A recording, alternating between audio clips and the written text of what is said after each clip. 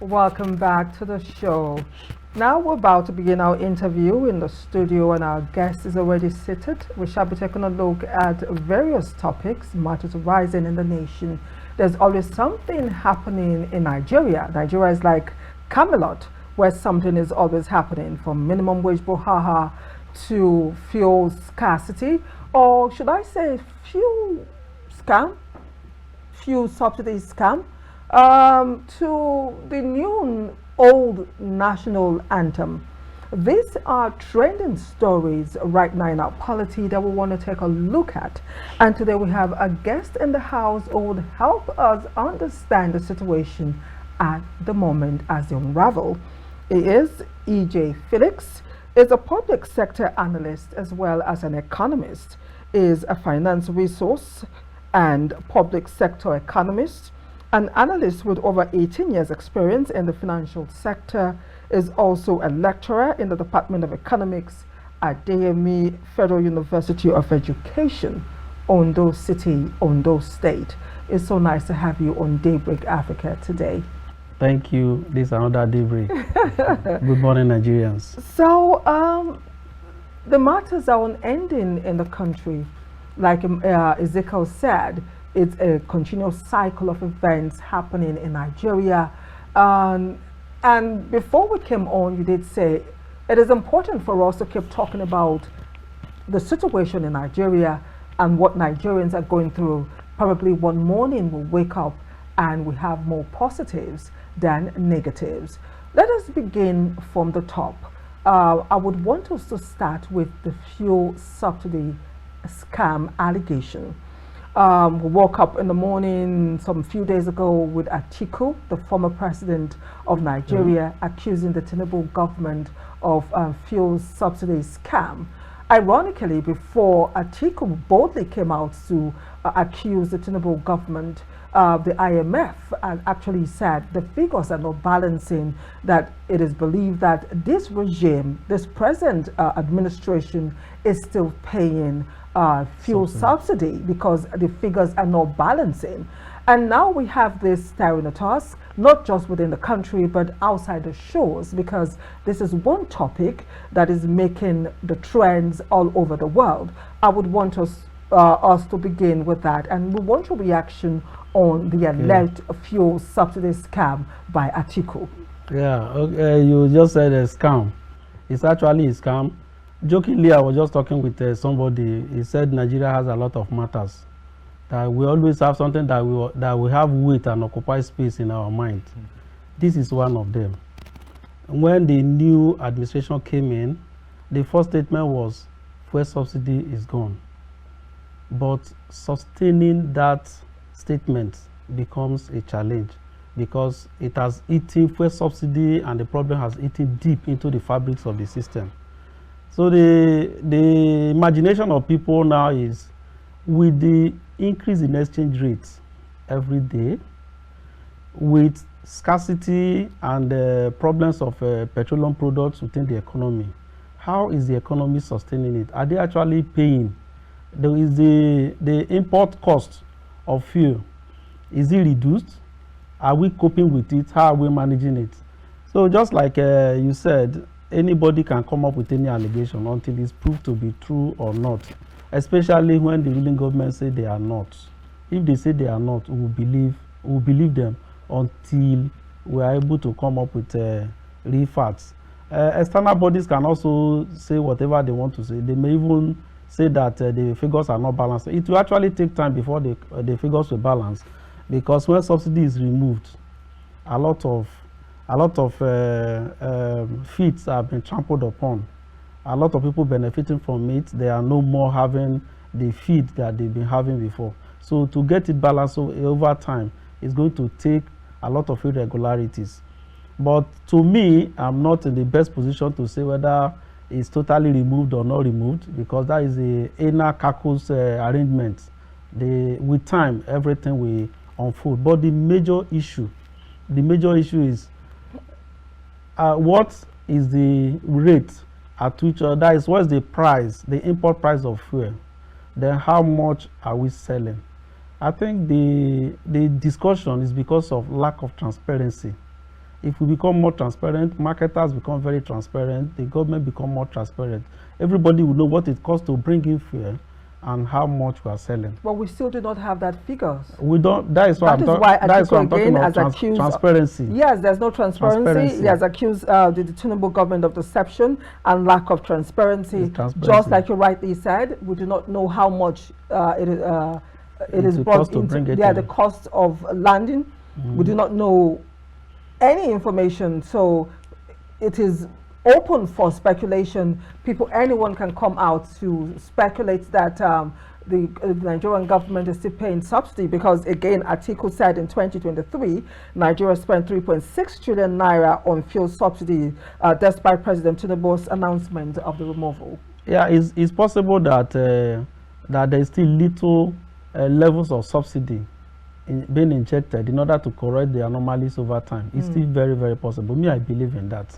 That pulling out. There was one interaction we had here. We discussed about fuel subsidy, and I actually explained why it will not be good for it to be withdrawn instantly. That is supposed to be in bits. Gradual. And this thing was not done in bits. That is why we had a lot of economic problems. And these problems, if it's left without any form of government regulation and intervention, the system will collapse totally. So government at their end, they are using policy guides to control the change in prices so that it will not be too sporadic to the extent that it will affect a lot of other sectors. Though it's affecting, but I'm sure that if they allow it to just start at that particular base without control, that is going to be a major problem, especially when we've not started producing. You just made mention of having up to 4 refineries. Do we actually have 4 refineries functional with full capacity, that is operating at full capacity? I don't think we have, because all we are hearing is this one will be ready tomorrow, the other one will be ready the next day. I think even Dangote refinery we are talking of, Dangote, go and find out, is Dangote actually selling fuel to Nigeria? Are they actually producing PMS in commercial quantity? What they started with is other products. It will take time before PMS will start coming in fully. So even if we are still hoping on Dangote refinery will not be the one that will supply us enough, because he's a businessman. I continue to repeat it, he's a businessman. He cannot subsidize Nigeria. He's a businessman. Now, I think the word actually caught my attention here is the word transparency. This is one word that tends to elude the administration of former President Muhammadu Buhari. We believe for some reason he was never transparent. I mean, citizens believe he was never transparent. It's more like he just comes out and just say things that we are trying to trace out. Where did it come from? Where are we headed from? Where is it actually? How is it helping us? With a lot of confusions everywhere. A lot of confusions. And then talking about Tinubu's administration currently, it's more like the same pattern. I tend to wonder, is it more like the APC pattern, more like the strata, or is it more like corruption trying to hide themselves? The more you try to hide corruption or an evil deed, the more you tend to complicate issues or complicate matters. Is that what is happening? We talk of when we are talking of a transparency, it's not only in the hands of those at the helm of affairs over there at Abuja. It's everywhere, because within the political appointees, you also have career civil servants, and you have different directors, those ones that are given different appointments. All of them are there. We've had over the years different levels of layering in fraudulent activities, different levels of layering. So it will take time to clear all these layers off. For a government to be very, very transparent, I think at the time Tinubu was saying every output should be accounted for. It will be made open and known, but he has not been able to do that, so it's not transparent. We've been talking of data, having accurate information in Nigeria. That has been a major problem. We started getting data from BVN. We went to getting data from driver's licenses and the number of cars. We went to the issue of voters cards. We are in NIN, national identification number. A lot. We've not been able to synchronize properly. Until we get accurate data, we cannot be transparent. What is transparency? Transparency is getting accurate information per time. and making sure that that information remains sustained. Not what you get today, tomorrow is a different figure entirely. So when we are talking of output, what is the output level? What's the what quantity do we produce in a day? If you check in our records, even from government coffers, they will tell you about. There is no straightforward figure. They say we produce about this, we produce about this, and the gap is a gap where transparency hides. About this, if it's something like between 500 to 1,000, they say about 500 or about 1,000. So it could be less, it could be more. So until we get accurate figure and we talk direct and exact, transparency will still remain in the system. The issue of fuel subsidy, how many people were we paying subsidy to? What was the cost implication of such subsidy? When we remove it, how much are we supposed to mop up as income that will come to us instead of using it for subsidy? Then where will it be channeled to? Who is going to receive it? How are we going to handle it? When these ones are laid bare, then transparency is said to be in the system. But over time, we've noticed that you as the head, you will say you want to be transparent, but people that will gather the data for you, you will depend on them to give you the data. So at your own end, you say you are transparent enough, but internally, there is no transparency. Even those within, we know that there is no transparency because you depend on figure. Our law need to work properly. Our judiciary need to be up and doing. Then those ones that... I would just come into that what is the place of the judiciary in situations like this? And when policies are made, who apply it? Who interpret it? It is the judiciary that interpret it. Even before the judiciary, you talk of the House of Assembly. How are they interpreting the laws they make?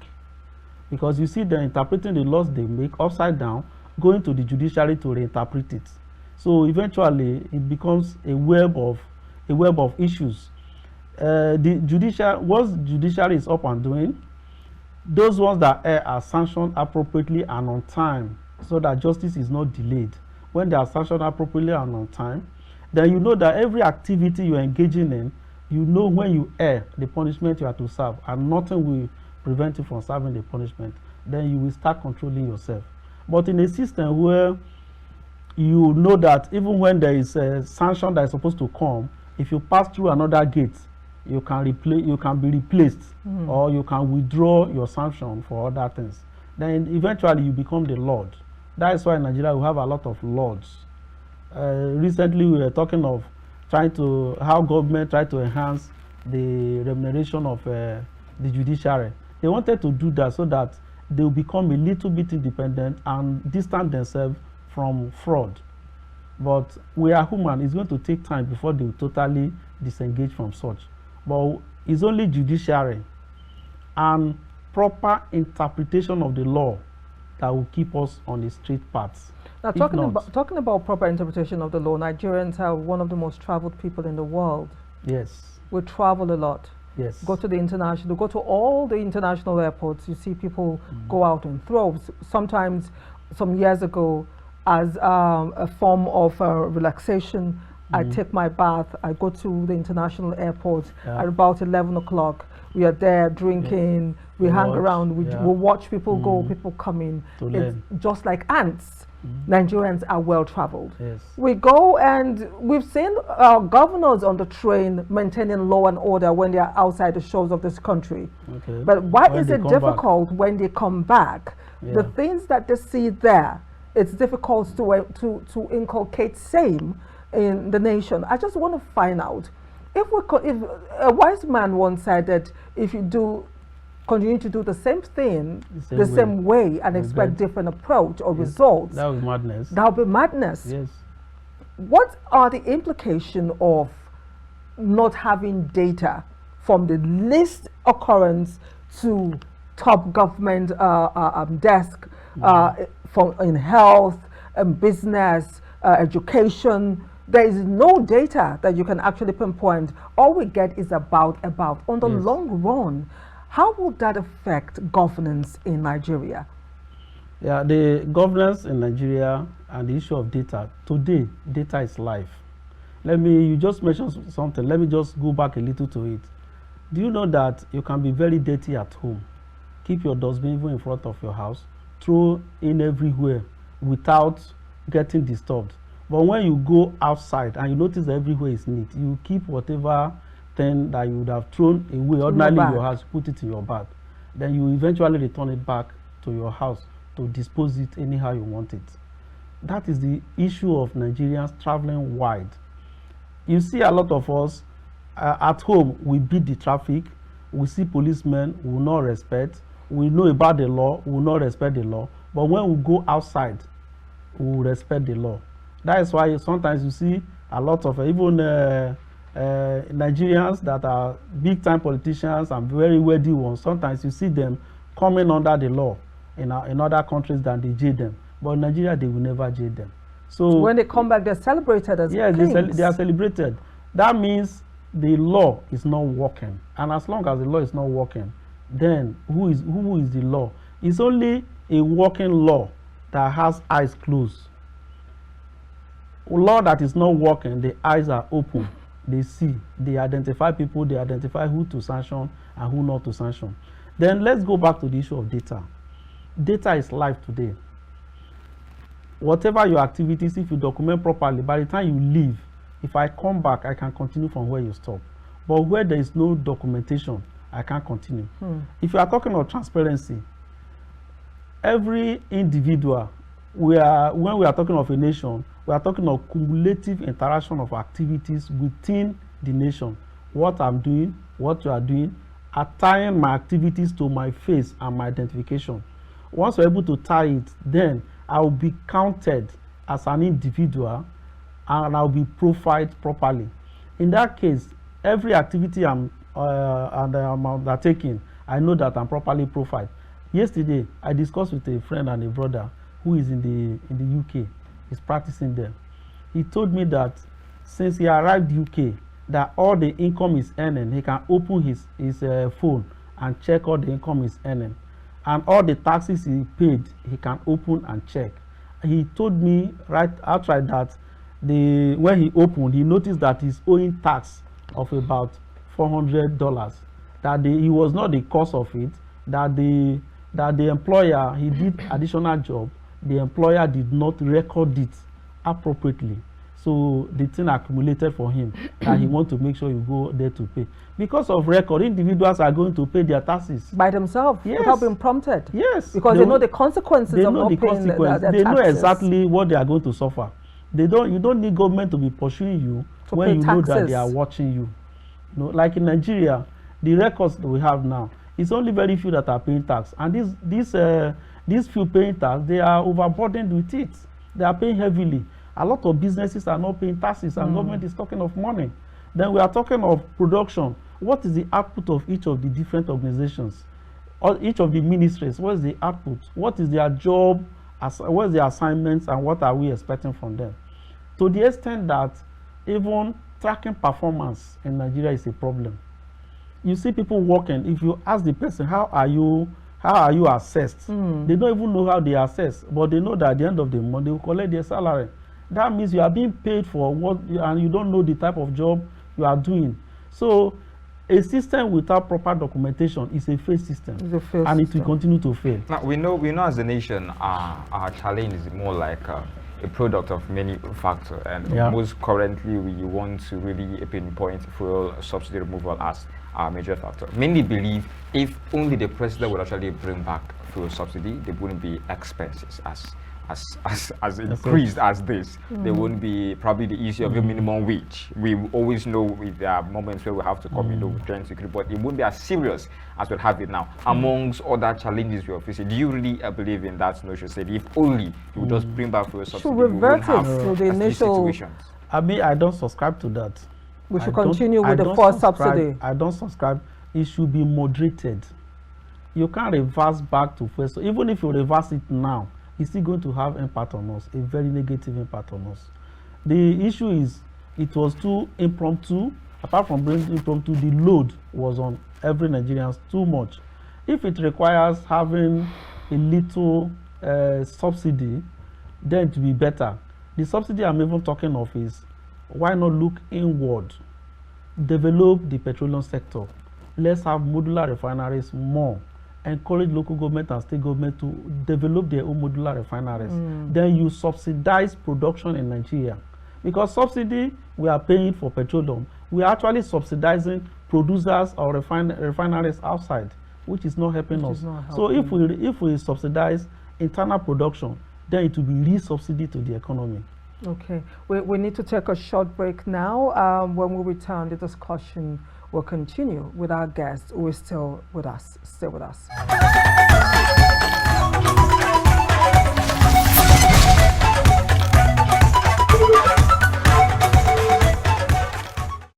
Welcome back, still Daybreak Africa, reaching here from studios. We have been tackling the issue of first subsidy before now. So if you have missed, I guess you really have missed about 20-minute segments of that particular issue being tackled. And at those points, we'll be talking on minimum wage and national anthem challenge. But first off, on the minimum wage. Now we have so much figures, flying here and there. We're hearing 500,000, 600, 495, 47, 62, amongst every other. Because more like we're just calling our figures at this point. I tend to wonder. I mean, is there really a particular figure all workers would actually bank on and be satisfied? Is there ever a satisfactory figure? Considering, of course, challenges we are having all around as a nation. Okay, I think before I answer that, let me just throw more light on minimum wage. Okay. Wage is supposed to be what you'll be compensated for the labor you put in per day or per hour. Then the minimum is the least you can pay a human being so that you'll be able to cope and survive. What informed that list is the person that give out his labor, he should be able to reinvigorate himself by eating enough in order to be able to work the next hour. He should be able to take care of his health. He should be able to take care of basic needs around. So if what you pay somebody to sustain the period you used him cannot bring him back to that same level, then that is inhumanity. That is why we are talking of minimum. There should be a minimum standard. So we are talking of minimum wage. Is there any amount that workers are expecting? If you ask workers, how much do you expect? You are a worker, I'm a worker, all of us are working.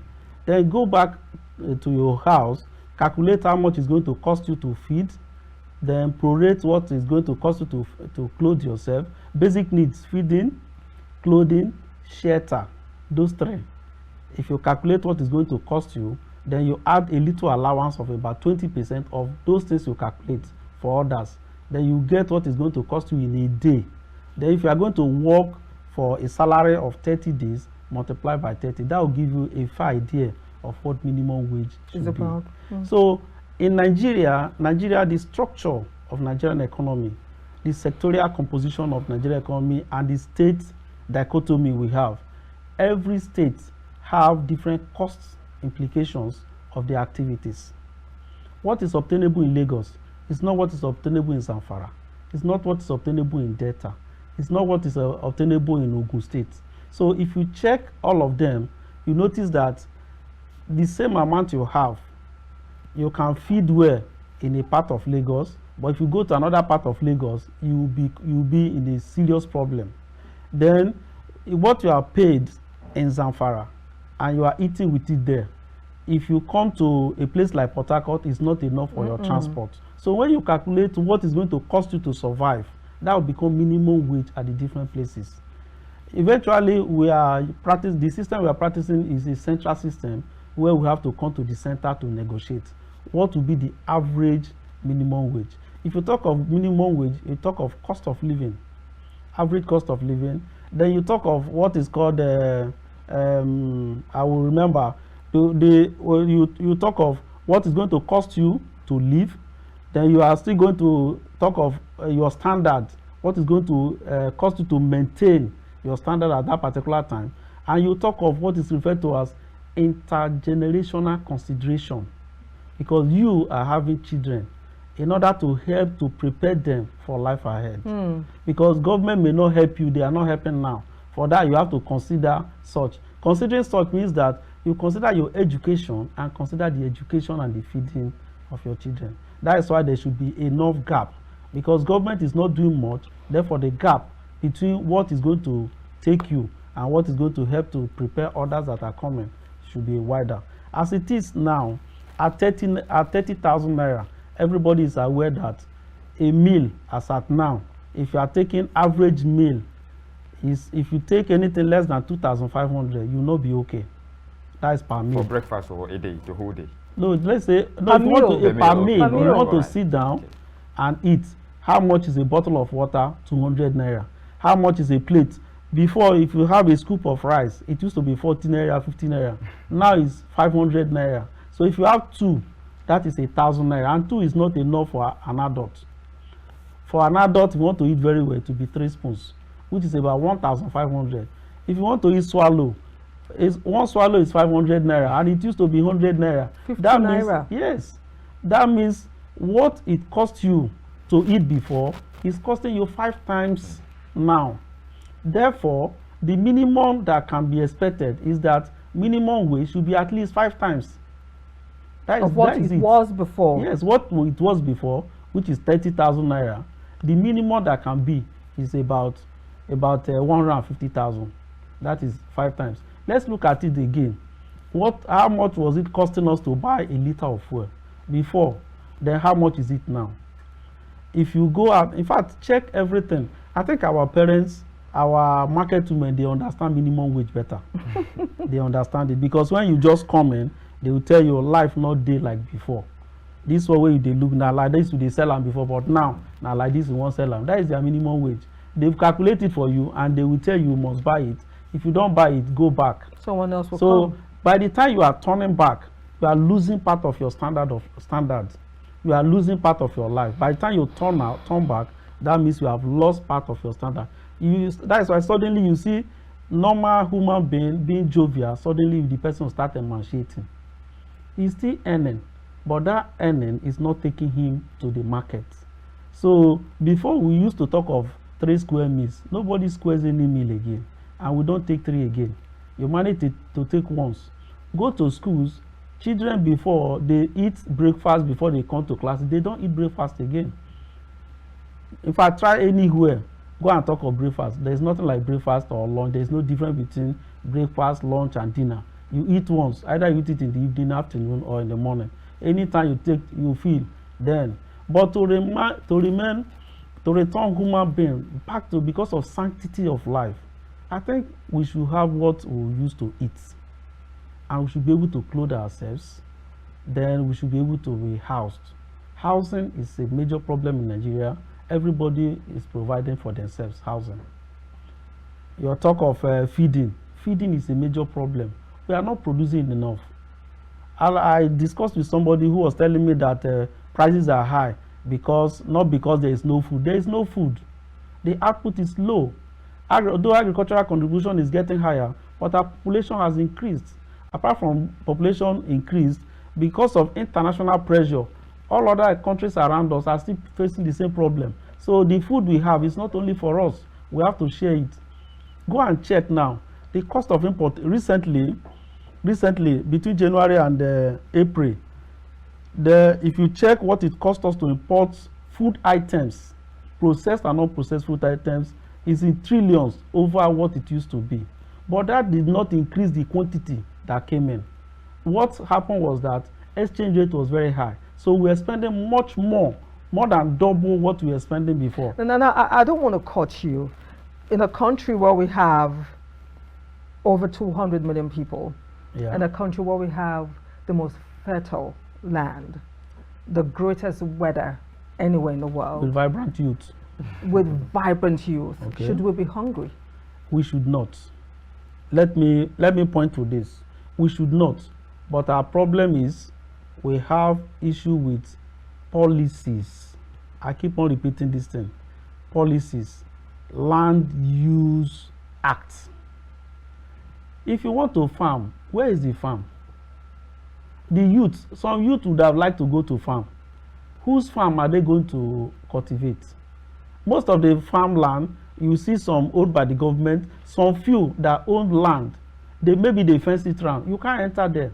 And if you want to go there to ask for anything, the price they will give you, you'll be considering, if I buy this place, this so and so amount, will I be able to produce what I'm going to sell in order to pay back? We have a lot of resources that are lying dormant because we can't access it.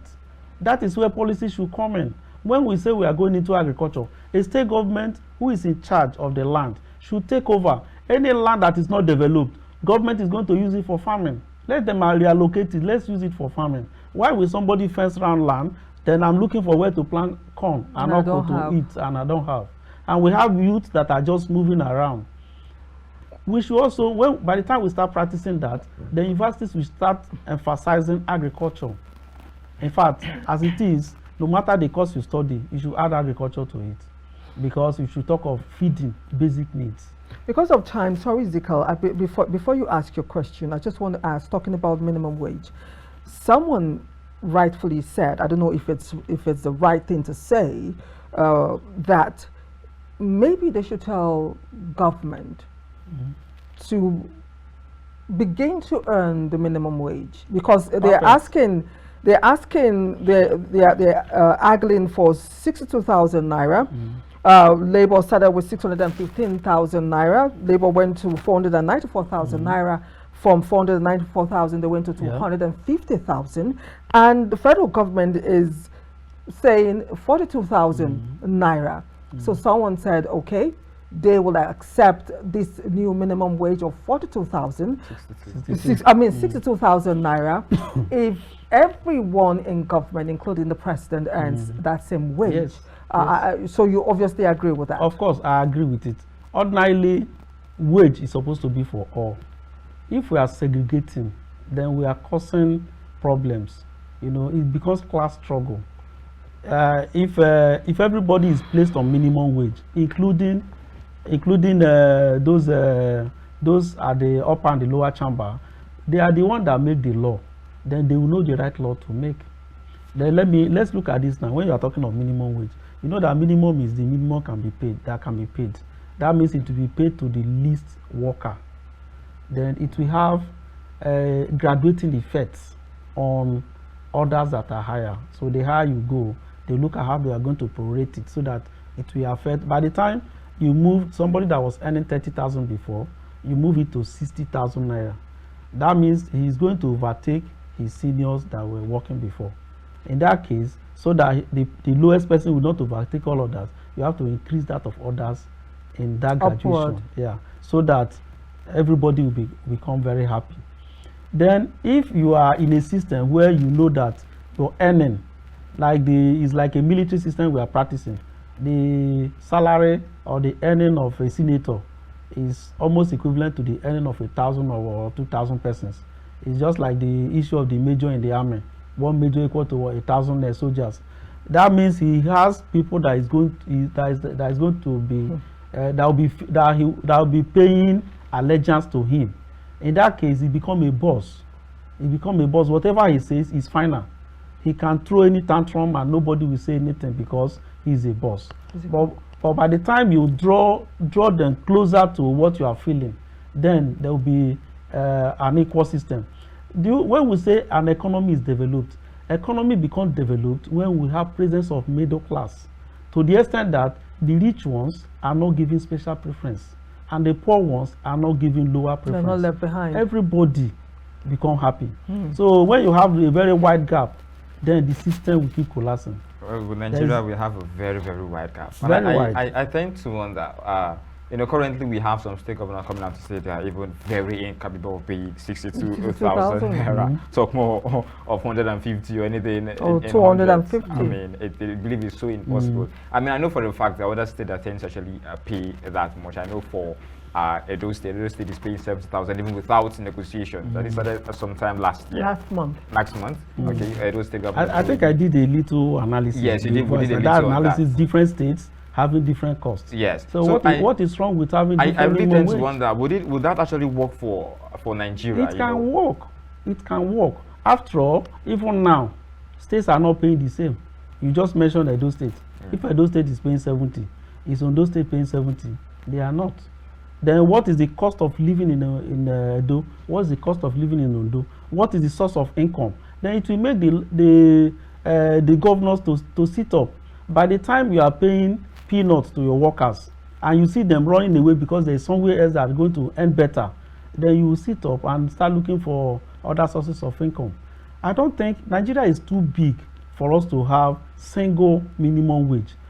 Of course, some states will not be able to pay. Have you not been seeing when they share their FAC account, what they share to different local, is it the same they receive? They don't receive the same. So if you don't have the same income and you don't have the same cost of living, why are you having the same minimum wage? Now, because of time, let us quickly go to the new national anthem. We're running out of time already. We want your reaction on that before we leave. The new, old, new.